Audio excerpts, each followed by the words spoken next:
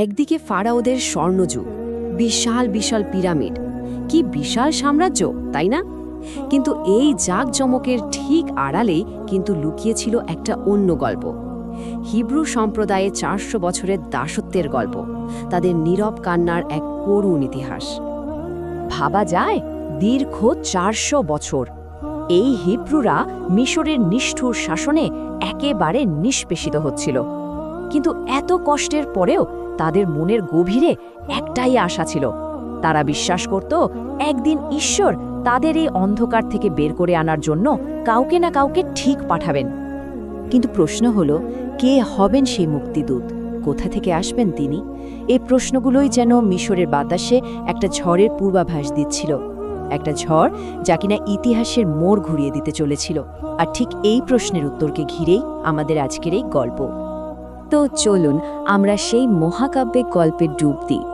তবে তার আগে একটা কথা বলে রাখা ভালো, আমরা যে গল্পটা বলবো সেটা হিব্রু বাইবেলের ওপর ভিত্তি করে তৈরি একটা সিনেমার কাহিনী থেকে নেওয়া। এই সিনেমাটা ঐতিহাসিক ঘটনাগুলোকে একটা নতুন দৃষ্টিকোণ থেকে আমাদের সামনে তুলে ধরে। গল্পটার শুরু হচ্ছে মিশরের সেই জাঁকজমকপূর্ণ রাজপ্রাসাদ থেকে, যেখানে দুই ভাই মোজেস আর রামেসিস ফারাওয়ের চোখের মণি হয়ে একসঙ্গে বড় হচ্ছিলেন। ভাগ্য যেন তাদের দুজনকে এমন এক সুতোয় বেঁধে রেখেছিল যেটা একদিন না একদিন ছিঁড়েই যাবে। রামেসিস বড় ভাই, সিংহাসনের একমাত্র উত্তরাধিকারী। সে বিশ্বাস করত শক্তি, ঐতিহ্য আর ক্ষমতাতে। আর অন্যদিকে ছিল মোজেস, রামেসিসের সবচেয়ে বিশ্বস্ত সেনাপতি। তবে সে ছিল যুক্তিবাদী। দেবতাদের চেয়ে তার রণকৌশলের ওপর বিশ্বাসটা ছিল অনেক বেশি। হঠাৎ একদিন ফারো একটা অদ্ভুত ভবিষ্যৎবাণী শুনলেন, যেটা শুনে রামেসিসের মনে একটা সন্দেহের কাঁটা বিঁধে গেল। ভবিষ্যৎবাণীটা ছিল এরকম: সামনের যুদ্ধে এক নেতা বিপদে পড়বে, আর যে তাকে বাঁচাবে সেই একদিন সিংহাসনে বসবে। রামেসিস এটা শুনে বেশ চিন্তায় পড়ে গেলেও মোজেস কিন্তু এসবকে পাত্তা দেননি। তার কাছে এগুলো ছিল স্রেফ কুসংস্কার। কিন্তু ভাগ্য তো অন্য কিছুই পরিকল্পনা করে রেখেছিল। হিট্টাইটদের সাথে এক ভয়ঙ্কর যুদ্ধে রামেসিস যখন প্রায় মরতে বসেছেন, ঠিক তখনই মোজেস এসে তাকে বাঁচালেন। আর অজান্তেই সেই ভবিষ্যৎবাণীটা সত্যি হওয়ার দিকে এক পা এগিয়ে গেল। এই একটাই ঘটনা তাদের দুই ভাইয়ের সম্পর্কটা চিরদিনের জন্য বদলে দিতে চলেছিল। আর ঠিক এখান থেকে গল্পটা একটা নতুন মোড় নেয়। মোজেসের জীবন থেকে এমন একটা পর্দা সরতে চলেছে যেটা তার পায়ের তলায় মাটি কাঁপিয়ে দেবে। তার চেনা পৃথিবীটা আর আগের মতো থাকবে না। তো একটা রাজকীয় কাজে মোজেসকে যেতে হয় দাসদের শহর পিথমে, আর সেখানেই তিনি প্রথমবার নিজের চোখে দেখেন হিব্রুদের ওপর কি ভয়ঙ্কর অত্যাচার চালানো হয়। তিনি দেখেন কিভাবে মানুষদের পাথরের সাথে বেঁধে পশুর মতো চাবুক মারা হচ্ছে। এই দৃশ্যটা তার মনে একটা গভীর দাগ কেটে যায়। সেখানেই নুন নামের এক বলস্ক দাস মোজেসের সামনে তার জীবনের সবচেয়ে বড় সত্যিটা তুলে ধরেন। তিনি বলেন মোজেস আসলে মিশরীয় নন, তিনি একজন হিব্রু। তার জন্ম হয়েছিল এমন এক সময়ে যখন ফারাও হুকুম দিয়েছিলেন রাজ্যের সব হিব্রু ছেলে শিশুকে মেরে ফেলার। তাই তার মা তাকে বাঁচানোর জন্য একটা ঝুড়িতে করে নীল নদে ভাসিয়ে দিয়েছিলেন, আর ফারাওয়ের বনি তাকে খুঁজে পেয়ে রাজপুত্র হিসেবে বড় করে তোলেন। এই গোপন খবরটা গুপ্তচরদের মাধ্যমে ঠিক পৌঁছে যায় নতুন ফারাও মানে রামেসিসের কানে। এরপর দুই ভাইয়ের মধ্যে যে কথা হয় তা ছিল একেবারে বরফের মতো ঠান্ডা আর ভয়ঙ্কর। শেষ পর্যন্ত রামেসিসের সামনে দাঁড়িয়ে মোজেসকে স্বীকার করতেই হয় সেই কঠিন সত্যিটা: আমি একজন হিব্রু। এই স্বীকারোক্তির ফল ছিল ভয়াবহ। ক্ষমতা আর অহংকারে অন্ধ রামেসিস এক মুহূর্তও ভাবেননি। তিনি তার নিজের ভাইকে মিশর থেকে বের করে দিলেন, কেড়ে নিলেন তার রাজকীয় পদ, পরিচয়, মানে সবকিছু। নির্বাসনের সেই বছরগুলো মোজেসকে পুরোপুরি বদলে দেয়। মরুভূমির একাকী পথিক থেকে তিনি হয়ে ওঠেন মিডিয়ানের এক সাধারণ মেষপালক।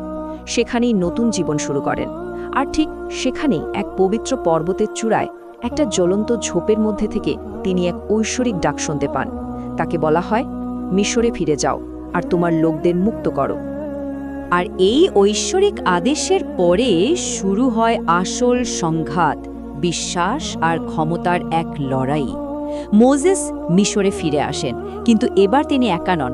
তার সাথে এমন এক শক্তি ছিল যা ফারাও রামেসেসের সব অহংকার ভেঙে গুড়িয়ে দেওয়ার জন্য তৈরি।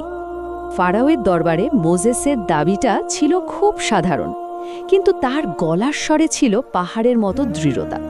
তিনি বলেন, আমার লোকদের যেতে দাও। কিন্তু ক্ষমতা আর অহংকারে ডুবে থাকা রামেসেস সেই দাবিকে স্রেফ উড়িয়ে দেন। তিনি ভাবতেও পারেননি যে এই না বলার ফল মিশরের জন্য কতটা ভয়ঙ্কর হতে চলেছে। আর এরপরই মিশরের উপর নেমে আসে প্রথম আঘাত। যে নীলনদ ছিল মিশরের জীবন, তার সব পানি হয়ে গেল টকটকে লাল রক্ত। নদীর সব মাছ মরে ভেসে উঠল। সেই রক্ত কেউ পান করতে পারছিল না। পুরো দেশ জুড়ে শুরু হয়ে গেল হাহাকার। এরপর লাখ লাখ মাছির এক কালো মেঘ যেন পুরো মিশরকে ঢেকে ফেলল। বাজার, বাড়ি, খাবার কিচ্ছু বাদ ছিল না। তাদের ভনানিতে মানুষের জীবন একেবারে অতিষ্ঠ হয়ে উঠেছিল। কিন্তু তাতেও ফারাওয়ের মন একটুও গলল না। এরপরই এক অদ্ভুত রোগ ছড়িয়ে পড়ল মিশরের সব গবাদি পশুর মধ্যে। মাঠের পর মাঠ শুধু মরা গরু, ছাগল, ভেড়া পড়ে থাকতে দেখা গেল। মিশরের অর্থনীতি তো প্রায় ভেঙেই পড়ল, কারণ তাদের প্রায় সব সম্পদই আসতো এই পশুগুলো থেকে। একেবারে শেষ আঘাতের আগে এক অস্বাভাবিক শীতল অন্ধকার গ্রাস করল পুরো মিশরকে। দিনের বেলায়ও রাতের চেয়ে ঘন অন্ধকার। এই অন্ধকারটা ছিল যেন একটা ভয়ঙ্কর কিছুর পূর্বাভাস, একটা অশুভ সংকেত। এত কিছু হওয়ার পরেও রামেসিসের অহংকার একটুও কমল না, বরং রাগে অন্ধ হয়ে তিনি এক ভয়ঙ্কর ঘোষণা দিলেন, আজ থেকে প্রত্যেক হিব্রু পরিবারের প্রথম সন্তানকে মেরে ফেলা হবে। আর এটাই ছিল তার জীবনের সবচেয়ে বড় ভুল, একটা ভুল যা তার নিজের আর তার দেশের ভাগ্য লিখে দিল। সেই রাতেই এক কালো ছায়া নেমে এলো মিশরের প্রত্যেকটা ঘরে। যখন ভোর হলো, মিশরের ঘরে ঘরে কান্নার রোল উঠল। প্রত্যেকটা মিশরীয় পরিবারের প্রথম সন্তানের মৃত্যু হয়েছে, এমনকি ফারাওয়ের নিজের ছেলেও রক্ষা পায়নি। সম্ভবত সেই প্রথমবার অহংকারী ফারাও বুঝতে পারলেন তিনি আসলে কার বিরুদ্ধে লড়ছিলেন। এই ভয়ঙ্কর রাতের পর হিব্রুরা অবশেষে মুক্তি পেল, কিন্তু তাদের যাত্রা তো এখানেই শেষ নয়, বরং আসল যাত্রা তো সবে শুরু। আর মুক্তির সেই পথ ছিল আরও অনেক লম্বা আর বিপদ ভরা। ছেলের শোকে রামেসিস একেবারে পাথর হয়ে গিয়েছিলেন। তিনি হিব্রুদের মিশর ছেড়ে যাওয়ার হুকুম দিলেন, কিন্তু কয়েক মুহূর্ত পরেই তার সেই শোক বদলে গেল ভয়ঙ্কর রাগে। তিনি তার বিশাল সেনাবাহিনী নিয়ে তাদের পিছু ধাওয়া করলেন। হিব্রুরা যখন লোহিত সাগরের তীরে এসে পৌঁছালো, তারা দেখল যে তারা একটা ফাঁদে আটকা পড়েছে। সামনে উত্তাল সমুদ্র আর পেছনে ফারাওয়ের সেনাবাহিনী। ঠিক সেই চরম হতাশার মুহূর্তে একটা অবিশ্বাস্য অলৌকিক ঘটনা ঘটল।